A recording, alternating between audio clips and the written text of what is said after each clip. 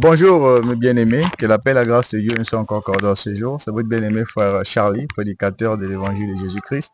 Je suis accompagné de mes bien-aimés frères, aussi prédicateurs de l'évangile de Jésus-Christ. Aujourd'hui, nous allons aborder un point doctrinal très important et capital qui fait couler beaucoup de salive et d'encre. C'est au sujet des aliments, parce que il est enseigné aujourd'hui par beaucoup de doctrines que les chrétiens doivent s'abstenir de prendre certains aliments en s'appuyant sur Lévitique 11 que nous allons d'ailleurs lire. Et à la lumière des Saintes Écritures, nous allons questionner la Bible et nous allons être édifiés à ce jour. Est-ce qu'un chrétien aujourd'hui est permis de tout manger? Par exemple, le porc, est-ce qu'un chrétien peut manger le porc? Est-ce qu'un chrétien peut manger les cotisse? Car il nous a enseigné que cela émane de Dieu, c'est une loi de Dieu. Et nous devons nous plier à cela. Donc, lisons d'entrée comme ça Lévitique chapitre 11 pour bien comprendre le contexte, mes bien-aimés frères. Lévitique chapitre 11. Amen. L'Éternel parla à Moïse et à Aaron et leur dit: Parlez aux enfants d'Israël et dites: Voici les animaux dont vous mangerez parmi toutes les bêtes qui sont sur la terre. Amen. Vous mangerez de tout animal qui a la corne fondue, le pied fourchu et qui rumine. Mais vous ne mangerez pas de ceux qui ruminent seulement, ou ceux qui ont la corne fondue seulement. Ainsi, vous ne mangerez pas le chameau qui rumine, mais qui n'a pas la corne fondue. Vous le regarderez comme impur. Vous ne mangerez pas le daman qui rumine, mais qui n'a pas la corne fondue. Vous le regarderez comme impur. Vous ne mangerez pas le lièvre qui rumine, mais qui n'a pas la corne fondue. Vous le regarderez comme impur. Vous ne mangerez pas le porc qui a la corne fondue et le pied fourchu, mais qui ne rumine pas. Vous le regarderez comme impur. Verset 8. Vous ne mangerez pas de leur chair et vous ne toucherez pas de leur corps mort. Vous les regarderez comme impurs. Voici les animaux dont vous mangerez parmi tous ceux qui sont dans les eaux. Vous mangerez de tous ceux qui ont des nageoires et des écailles et qui sont dans les eaux, soit dans les mers, soit dans les rivières. Mais vous aurez en abomination tous ceux qui n'ont pas des nageoires et des écailles, parmi tous ceux qui se meuvent dans les eaux et tout ce qui est vivant dans les eaux, soit dans les mers, soit dans les rivières. Vous les aurez en abomination, vous ne mangerez pas de leur chair et vous aurez en abomination leur corps mort. Vous aurez en abomination tous ceux qui, dans les eaux, n'ont pas des nageoires et des écailles.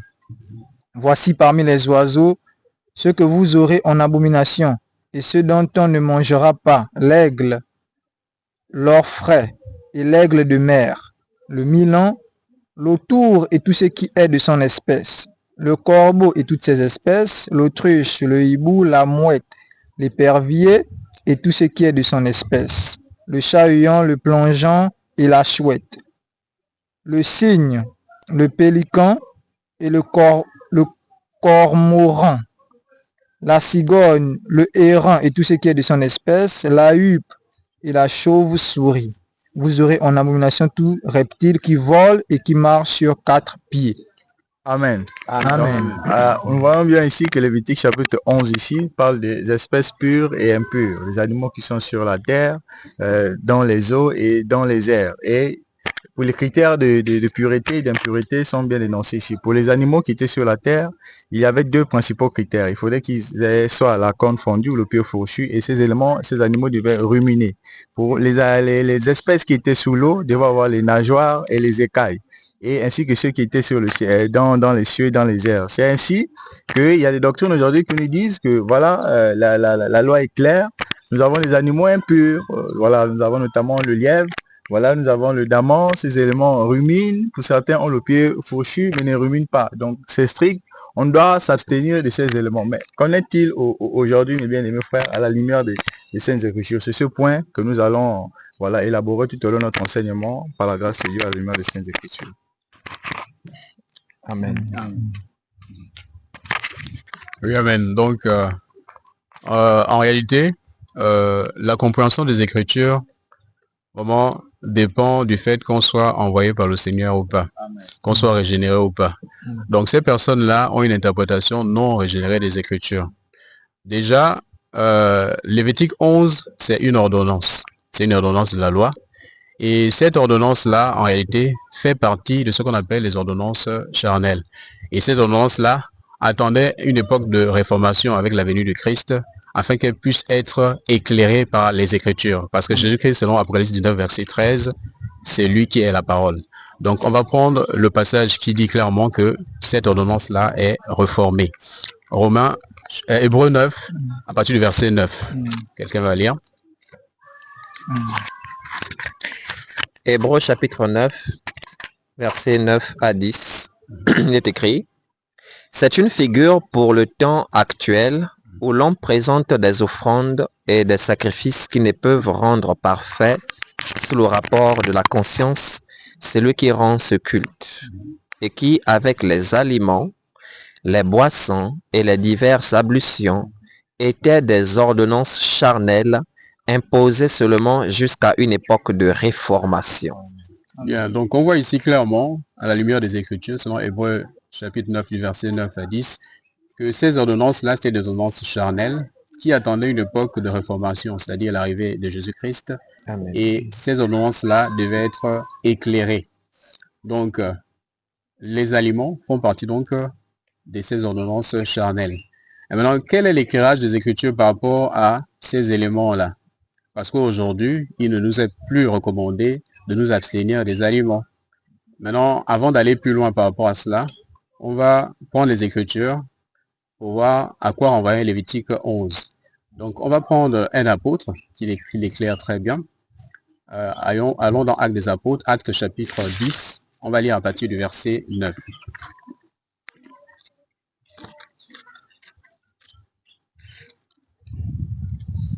Actes des Apôtres chapitre 10, à partir du verset 9.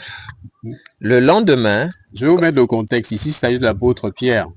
Dans l'apôtre Pierre, si vous allez plus haut, on parle d'un homme appelé Corneille. C'était un centenaire romain qui servait le Seigneur.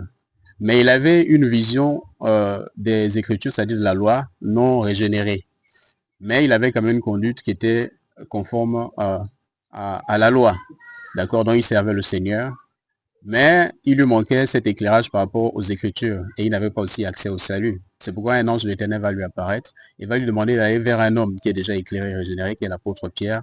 Et celui-ci va lui donner plus des éclairages et lui annoncer comment on fait pour être sauvé. Donc, l'apôtre Pierre, il s'agit de cet homme-là. Il est chez lui. C'est au moment où il est, je pense qu'il a envie de prier, mais il a très faim.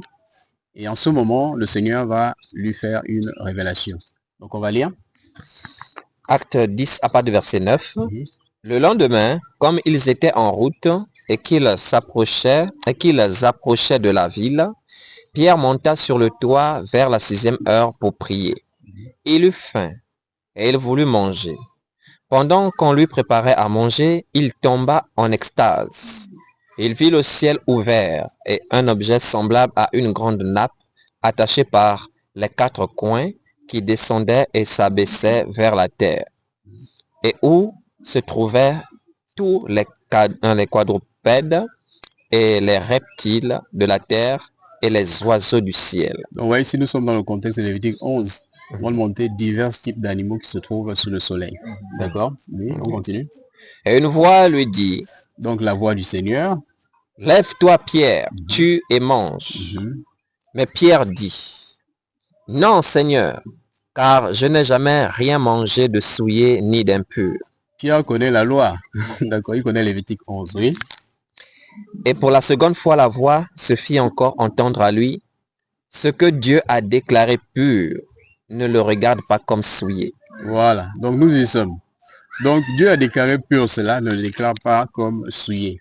Parce que l'apôtre Pierre, bien qu'étant régénéré, n'avait pas la révélation par rapport à Lévitique 11. Donc ici, il va être éclairé par rapport à cela, que selon l'ordonnance charnelle qui a été donnée avant l'époque de réformation auquel le sacrifice de Jésus-Christ, qui a déjà eu lieu, nous sommes ici dans Acte 10, nous sommes à partir du verset 9, alors que l'apôtre Pierre a été régénéré dans Acte 2. Donc continuons la lecture. Nous sommes au verset 16, cela arriva jusqu'à 3 fois. Et aussitôt après, l'objet fut retiré dans le ciel. Tandis que Pierre ne savait en lui-même que penser du sens de la vision qu'il avait eue, voici les hommes envoyés par Corneille, s'étant informés de la maison de Simon, se présentèrent à la porte. et demandèrent à haute Voilà, voix. la suite, je vous invite à lire en entier. En réalité, ces aliments-là, ces animaux-là, autant pour moi, envoyés à des hommes dans la révélation. Et ici, l'aliment impur, c'était Corneille, parce que Corneille était un centenaire romain, donc il était non-juif sur le plan charnel. Mais en réalité, avec le sacrifice de Jésus-Christ, vous pouvez le lire à partir de Éphésiens 2, à partir du verset 10 au verset 14 en descendant, ceux du dehors aussi ont accès au salut. Amen. Et avant, ils étaient considérés comme des animaux impurs. Ils n'avaient pas accès au salut. Mais maintenant, avec le sacrifice de Jésus-Christ, des deux, c'est-à-dire ceux du dehors, les non-juifs et les juifs, qui croient au sacrifice de Jésus-Christ ne font plus que un. Ils sont désormais juifs d'adoption. Ils sont tous gens de la maison de Dieu en réalité. Et donc, la révélation va être expliquée dans la suite des Écritures. En ce sens que Dieu va révéler à l'apôtre Pierre que même les non-juifs charnels peuvent recevoir le salut. Donc, ils ne sont plus aliments impurs. Donc, voici la révélation de Lévitique 11. Donc, vous pouvez lire en entier Acte 10, Acte 11, vous comprendrez cela. Voilà, donc, et maintenant, aujourd'hui, vous comprenez qu'il y a des gens qui n'ont pas cette révélation-là. Ils n'ont pas cette révélation-là, donc ils continuent à considérer Lévitique 11 au sens 1. C'est-à-dire, ils ne sont pas régénérés, ils n'ont pas cette révélation, cette compréhension de Lévitique 11 sur le plan, on va dire, de la révélation. Or, les Écritures, si on se confie à l'apôtre Paul dans 1 Corinthiens 14, verset 6, il y a la doctrine, il y a la connaissance, la révélation et la prophétie. Donc, il faut entrer dans la révélation pour comprendre ces choses. Maintenant, ceux qui maintiennent ces choses aujourd'hui, qui continuent à enseigner cette interdiction par rapport aux aliments, ils sont encore bloqués dans l'ancienne alliance. Ou encore, ils véhiculent ce qu'on appelle des doctrines de démons. Je vais m'achever avec ce passage-là, c'est dans 1 Timothée 4, à partir du verset 1. On va lire rapidement. 1 Timothée chapitre 4, verset 1. Mais l'Esprit dit expressément que dans les derniers temps, Nous y sommes. quelques-uns abandonneront la foi pour s'attacher à des esprits séducteurs et à des doctrines de démons, par l'hypocrisie de faux docteurs portant la marque de la flétrissure dans leur propre conscience, prescrivant de ne pas se marier et de s'abstenir d'aliments que Dieu a créés pour qu'ils soient pris avec action de grâce par ceux qui sont fidèles et qui ont connu la vérité. Ceux qui sont fidèles et qui ont connu la vérité, et nous y sommes. Amen. D'accord? Ces aliments-là, on peut consommer de tout ce qui se vend au marché, mais à condition de le faire avec action de grâce. Donc la suite dit, Verset 4, car tout ce que Dieu a créé est bon et rien ne doit être rejeté pourvu qu'on le prenne avec action de grâce, parce que tout est sanctifié par la parole de Dieu et par la prière. donc priez avant de manger tout simplement. Dites merci au Seigneur et demandez-lui de sanctifier ce que vous consommez. Et vous n'êtes en réalité jamais dans le péché en consommant quoi que ce soit. Donc il y a encore beaucoup de choses à dire. Je vais laisser à notre prédicateur le développer. Donc moi c'était le prédicateur Frère David. Donc, je demandais au prédicateur Léris de développer davantage. Amen. Que Dieu te bénisse, mon frère prédicateur. Donc, comme a dit le frère, je suis le prédicateur Léris. Et je vais aller dans le même sens que le prédicateur David. Vous devez savoir une chose par rapport à la loi. Vous devez savoir que dans la loi, il y a une partie charnelle, donc il y a une partie sacrificielle, une partie cérémonielle qu'on appelle le rite de Moïse. Mais il y a aussi une partie liée aux commandements qui ne sont pas charnels, des commandements qui ne sont pas visibles. Ce n'est pas un rite. Il y a deux parties dans la loi. Il y a la partie du rite, donc la partie cérémonielle ou sacrificielle, il y a aussi la partie liée aux commandements. Vous devez savoir qu'en Jésus-Christ, le Seigneur est venu abolir la partie cérémonielle.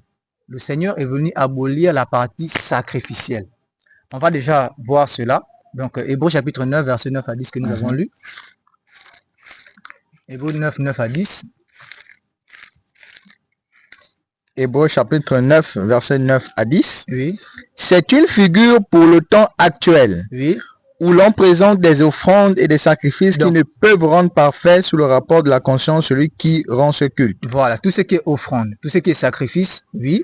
Continue. Verset 10. Oui. Et qui, avec les aliments, Aliments, oui. les boissons Boissons, et les diverses ablutions, diverses ablutions, oui. étaient des ordonnances charnelles imposées seulement jusqu'à une époque de réformation. Voilà, imposées seulement jusqu'à une époque de réformation. Donc, on vous a dit offrande, on vous a dit sacrifice. On vous a dit aliments, comme on a vu, comme nous sommes en train de voir aujourd'hui, Lévitique chapitre 11. Alors, s'il faut savoir, je peux manger ceci ou je peux manger cela.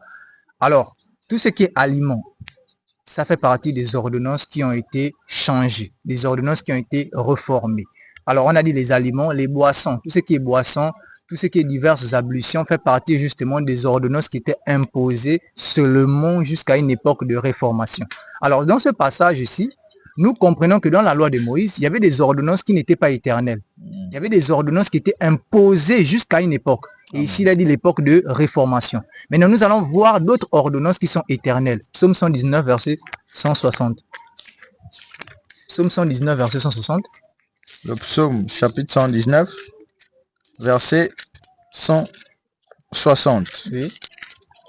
Il est écrit: le fondement de ta parole est la vérité, Le fondement de ta parole est la vérité. et toutes les lois de ta justice sont éternelles. Donc, toutes les lois de ta justice sont éternelles. Donc, concernant la justice, la moralité, les commandements liés à la moralité, liés à la justice sont éternels. Tandis que les commandements liés à la partie cérémonielle ou sacrificielle de Moïse n'étaient pas éternels, étaient imposés seulement jusqu'à une époque de réformation. Et la réformation a été apportée par qui? Par le Seigneur Jésus-Christ.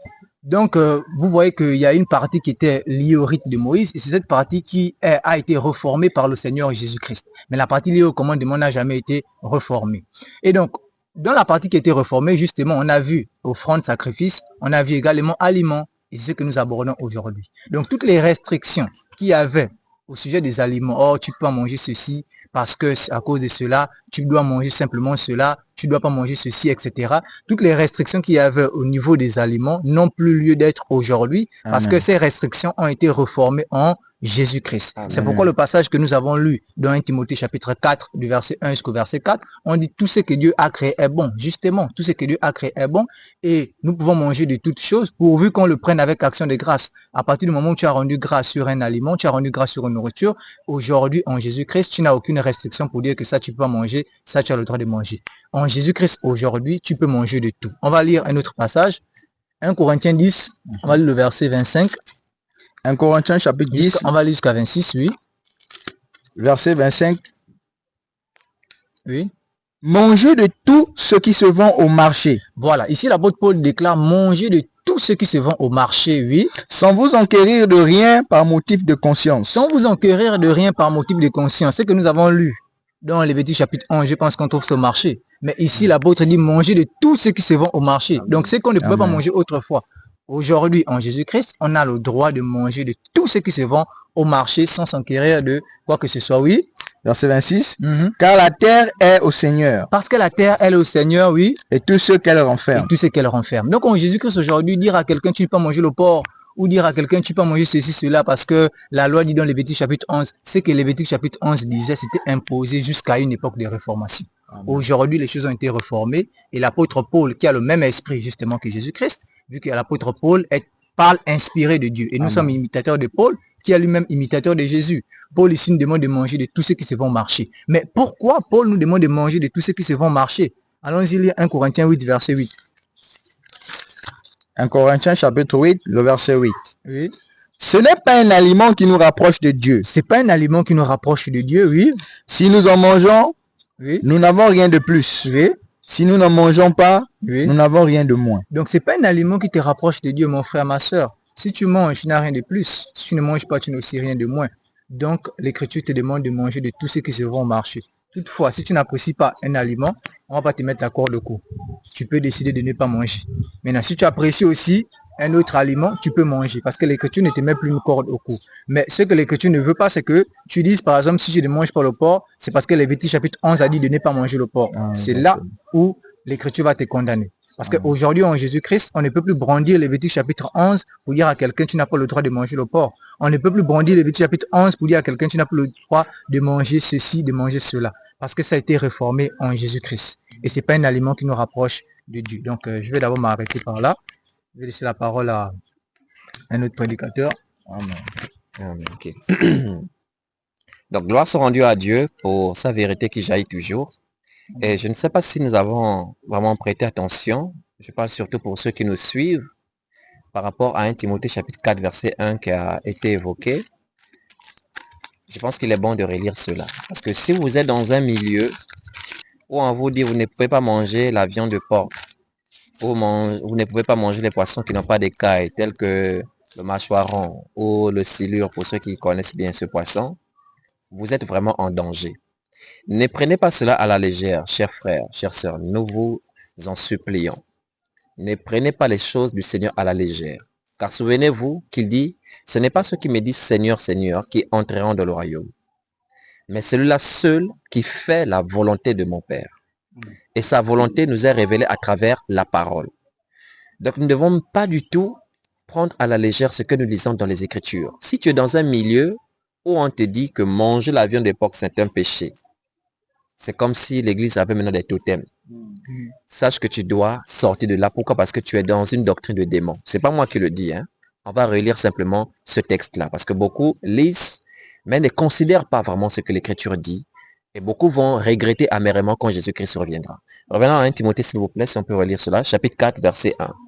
1 Timothée, chapitre 4, à partir du verset 1. Oui. Mais l'Esprit dit expressément que dans les derniers temps, quelques-uns abandonneront la foi. J'aimerais d'abord attirer votre attention que abandonner la foi signifie s'écarter de l'enseignement de Jésus-Christ, de l'enseignement donné par les apôtres.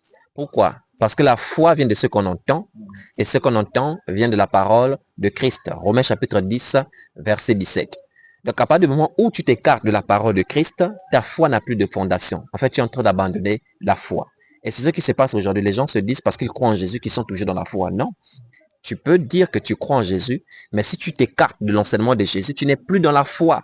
C'est ça la vérité. Quelques-uns abandonneront la foi. Pourquoi? Pour s'attacher à des esprits séducteurs. Donc, ils abandonnent l'enseignement de Christ pour s'attacher aux faux enseignements, aux esprits séducteurs qui les trompent. Oui. Et à des doctrines de démons. Vous avez compris, des doctrines de démons. Et ici, l'apôtre Paul va nous donner quelques signes pour connaître ces doctrines de démons-là.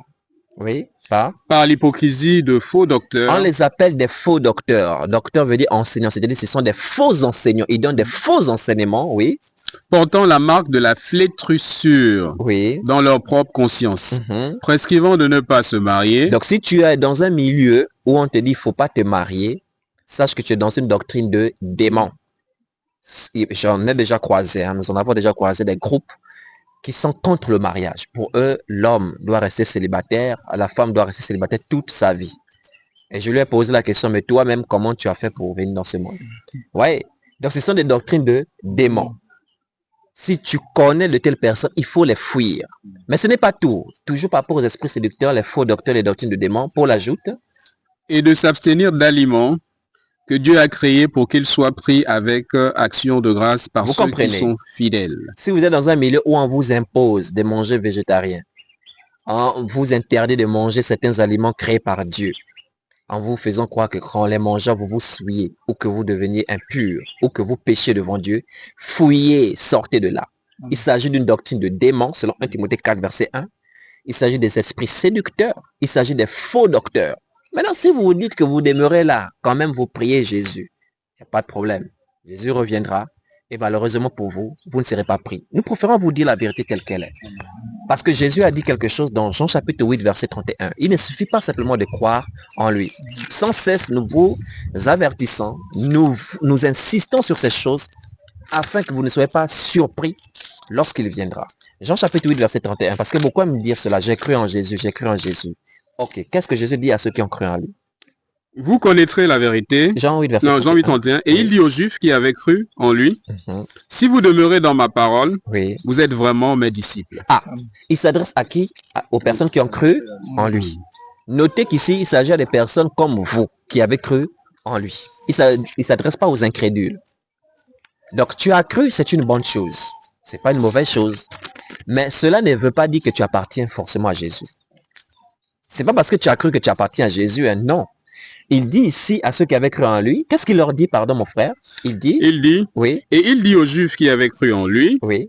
Si vous demeurez dans ma parole, vous êtes vraiment mes disciples. Voilà, si vous demeurez dans ma parole, vous êtes vraiment mes disciples. Il faut souligner vraiment.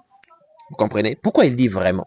Parce qu'il y a ceux qui pensent être ses disciples, mais qui ne l'ont jamais été. C'est pourquoi il leur dira, je ne vous ai jamais connu. Donc tu as cru, c'est bien, mais il faut maintenant garder la parole de Christ. Mais quand vous enseignez qu'il ne faut pas manger ceci, il ne faut pas manger cela, en vous conformant soi-disant à Lévitique chapitre 11, à la loi de Moïse, nous vous posons la question, il s'agit là de l'enseignement de Christ? Est-ce qu'il s'agit là de l'enseignement de la grâce, de la nouvelle alliance, des apôtres? Vous avez lu les apôtres interdire cela? Ou est-ce qu'il s'agit de vos propres pensées? Pensez-vous qu'il s'agit vraiment de la parole de Christ? Non.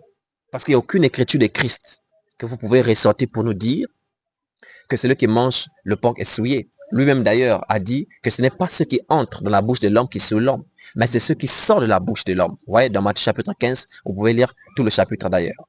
Donc nous comprenons que aujourd'hui, il est très important vraiment de demeurer dans la parole de Christ pour être véritablement disciple. Et pour ce qui est de ces aliments, les frères qui m'ont précédé l'ont très bien expliqué. Nous pouvons manger de tout aujourd'hui. Et que Lévitique chapitre 11 fait partie des lois qui sont charnelles et qui ont été réformées aujourd'hui en Jésus-Christ. Si vous l'ignorez, la loi a un aspect prophétique. Il y a la partie de la loi qui est essentiellement liée à la morale et à la justice, comme l'a dit le prédicateur Léris dans le psaume chapitre 119, verset 160, qui est éternel. Les commandements tels que tu ne tueras point, tu ne voleras point, ne sont jamais anéantis. Je suis désolé. Ça, c'est la justice de Dieu. C'est d'ordre moral. Mais par contre, l'autre aspect qui est charnel là, tel que la circoncision, tel que les ablutions, voyez, ainsi que les aliments qu'on a lu dans le chapitre 11, selon Hébreux 9, verset 9 à 10, ça a été réformé en Jésus-Christ. Éphésiens chapitre 2, verset 15 dit qu'il a anéanti par sa chair la loi des ordonnances dans ses prescriptions. Et effectivement, Lévitique 11 a été anéanti par le sacrifice de Jésus. Parce que Lévitique 11 fait partie des lois charnelles, des lois qui sont dans le contexte de rite, des lois qui sont dans le contexte aussi prophétique. Pourquoi? Parce que la loi a un aspect prophétique. Pour qu'ils comprennent, on va prendre un passage, Matthieu chapitre 11, versets 13 à 14. Bien, Matthieu chapitre 11, à partir du verset 13, il est dit ceci. Car tous les prophètes et la loi ont prophétisé jusqu'à Jean. Et si vous voulez le comprendre, c'est lui qui est l'Élie qui devait venir. Donc pour ceux qui l'Élie qui devait venir, on a déjà fait un enseignement dessus. Ce n'est pas Branham, vous pouvez regarder cela sur la chaîne. Branham n'est ni Élie, ni le prophète de la fin des temps. Donc ici, ce qui nous interpelle, c'est le verset 13 où il est dit, car toute la loi, car tous les prophètes et la loi, ils ont fait quoi? Prophétisé jusqu'à Jean. Donc les prophètes ont prophétisé, la loi aussi a prophétisé. Quand on immolait, on sacrifiait un animal, ça prophétisait quoi? Tout le monde a la réponse. Le sacrifice de Jésus. Vous comprenez, aujourd'hui on n'a plus d'animaux à sacrifier, c'est interdit, cette prescription est levée. De même aussi, lorsqu'il était interdit, lorsqu'on faisait une différence par rapport aux animaux purs et impurs, cela avait aussi un aspect prophétique. Et le prédicateur David a déjà démontré que c'est une prophétie qui représentait les êtres humains aujourd'hui. Et c'est la vérité sur la terre.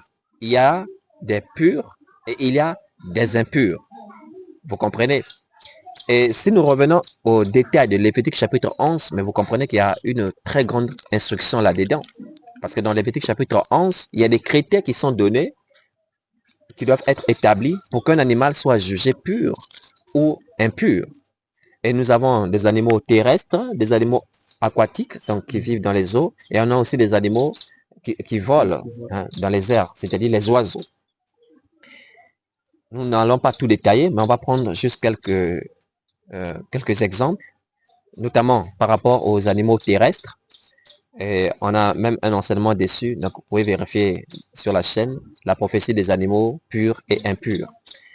Et donc je vais rappeler pour ceux qui ont peut-être oublié, ou instruire aussi ceux qui n'ont pas encore été édifiés là-dessus, mais vous avez déjà l'enseignement complet sur la question par rapport aux animaux terrestres. Donc un animal pur, c'est celui qui devait ruminer et qui devait avoir la corne fondue ou le pied fourchu. Attention avec la version Luc II parce que beaucoup pensent que la corne, c'est la corne frontale. Parce que la plupart des animaux ont la corne au niveau du front. Il ne s'agit pas de cela. On fait allusion au sabot. Il faut parfois comparer avec des versions de Bible plus simples si vous n'arrivez pas à comprendre tel que français courant, même s'il meurt. Donc la corne fondue et le pied fourchu renvoient à une même chose. C'est-à-dire, il faut ces deux fourchettes au niveau du sabot. Voilà. Essayez de vérifier, même sur Internet, en demandant des images du sabot du bœuf ou de la brebis. Vous allez voir ces deux pointes-là. Et donc, il faut que l'animal rumine et que l'animal ait le pied fourchu pour qu'il soit déclaré pur. S'il rumine simplement et n'a pas le pied fourchu comme le chameau, il est déclaré impur. Mais s'il a aussi le pied fourchu et qu'il ne rumine pas, comme le porc, il est déclaré comme étant impur. Donc il faut impérativement les deux conditions. Écoutez-nous très bien. C'est une grande instruction qui nous concerne étroitement aujourd'hui. Sur la terre, il y a des purs et des impurs. Sur la terre, il y a des justes et des injustes. Car l'animal prophétise l'homme, comme on l'a déjà vu dans Actes des Apôtres, chapitre 10, à partir du verset 9. Et vous savez très bien que Jésus nous appelle ses brebis. Mais la brebis, c'est un animal. Donc, ces animaux, c'est une prophétie des êtres humains. Et parmi nous, il y a des justes et des injustes. Et nous vous l'avons dit la dernière fois, que nous quatre là, nous sommes justes devant Dieu, justifiés par la grâce, selon Tite 3, verset 7, par la foi en Jésus-Christ et non par nos œuvres, selon Romains chapitre 3, verset 28. Alors, qu'est-ce qu'un animal pur? Un animal pur est un animal qui rumine. C'est quoi ruminer? Ça veut dire remâcher. Il y a des animaux qui ont des espèces de poches en eux. Lorsqu'ils mangent, ils n'avalent pas tout aussitôt. Ils ramènent pour remâcher, remâcher. Donc cela renvoie à quoi? À la méditation. Heureux l'homme qui médite la loi de l'Éternel. Vous êtes nombreux aujourd'hui qui ne supportez plus la parole de Dieu. Ce sont les indices d'un animal impur. Parce qu'un animal pur prend plaisir à remâcher, à ruminer. Si vous êtes de ceux qui aimaient beaucoup la parole de Dieu, qui aimaient l'enseignement de la vérité, c'est déjà une excellente chose parce que vous remplissez ce critère-là des animaux purs qui doivent faire quoi? Ruminer, c'est-à-dire remâcher la parole de Dieu. C'est ça qui est notre aliment spirituel. Mais ce n'est pas le tout. Ruminer, c'est une excellente chose, mais il y a aussi le pied fourchu. Et lorsqu'on parle du pied, c'est quoi? C'est la marche. Ouais, c'est bien vous écouter, vous dites Amen. Mais il faut maintenant appliquer ces enseignements. Vous n'allez pas dire Amen à ce que nous vous enseignons et vous allez demeurer dans les fausses doctrines. Je suis désolé.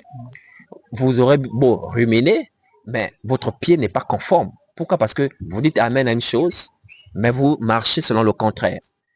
Car quel rapport y a-t-il entre la lumière et les ténèbres?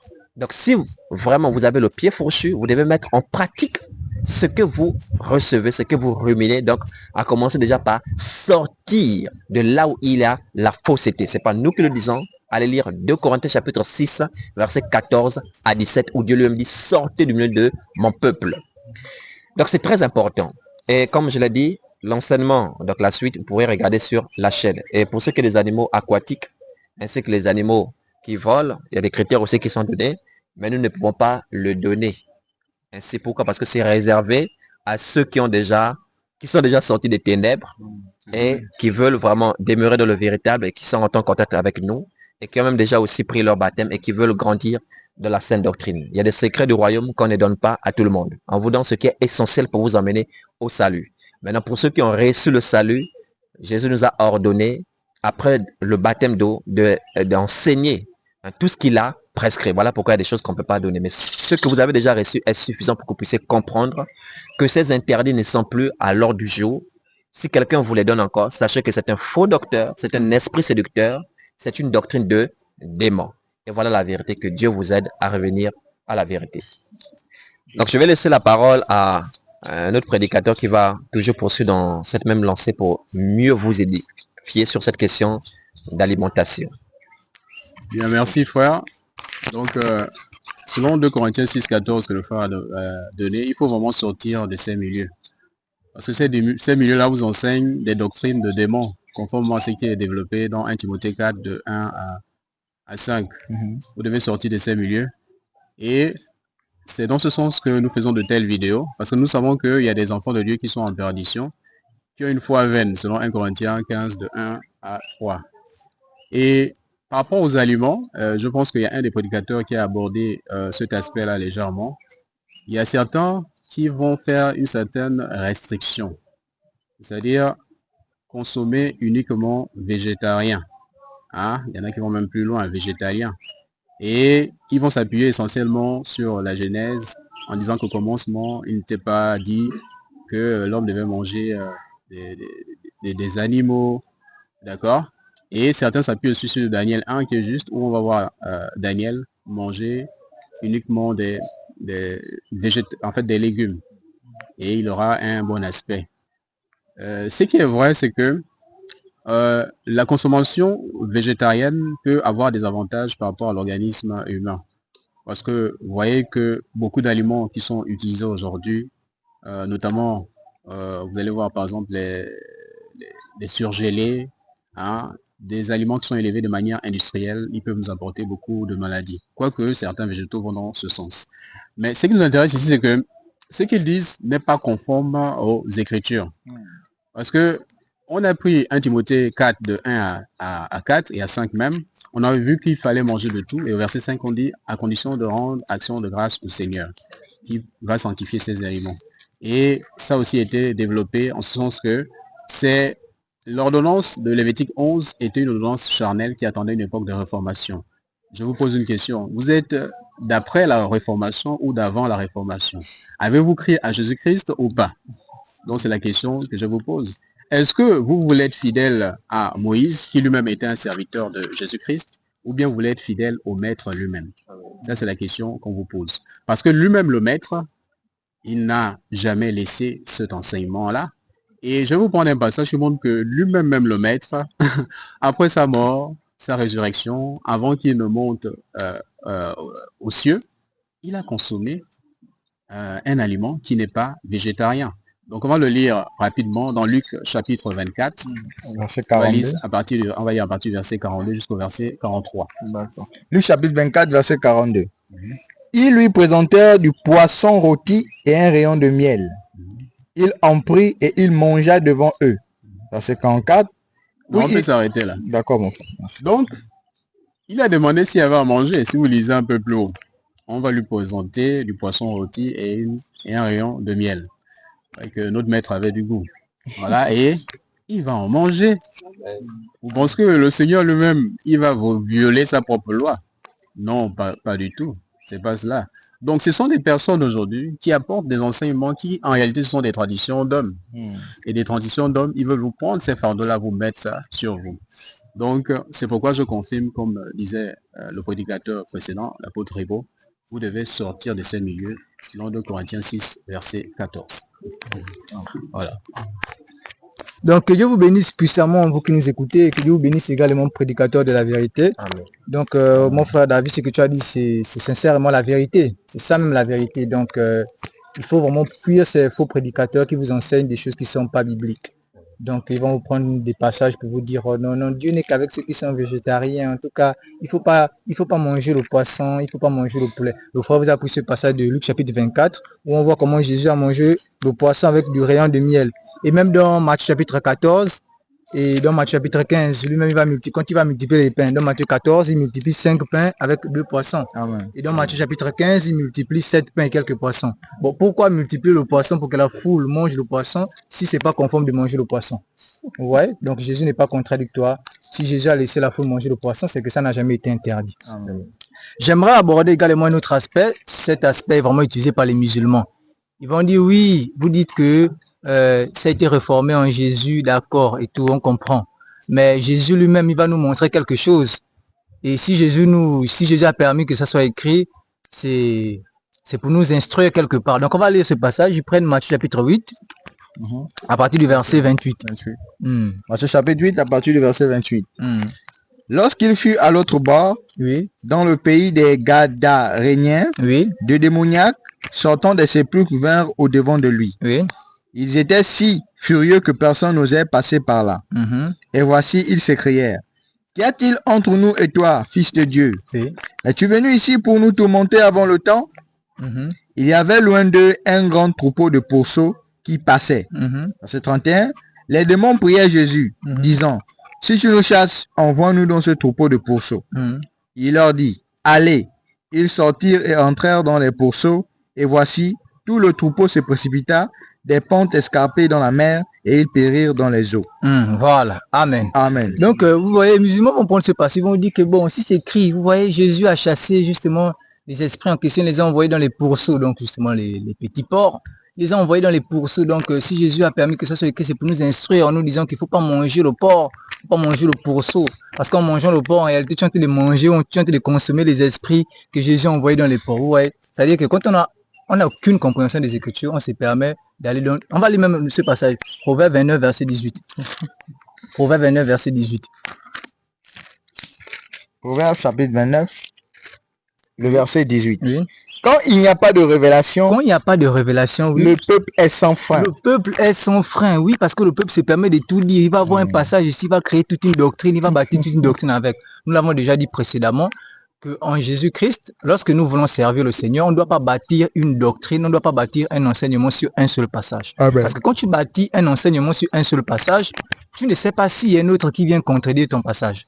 Pour bâtir un enseignement, il faut vérifier que ton enseignement soit en harmonie avec l'ensemble des Écritures. Amen. Selon Amen. ce que nous venons de lire, on voit déjà que selon l'ensemble des Écritures, Hébreux 9, 9 à 10, ces ordonnances-là ont pris fin à cause de leur reformation qui a été apportée en Jésus. 1 Corinthiens 10, verset 25, mangez de tout ce qui se vend au marché.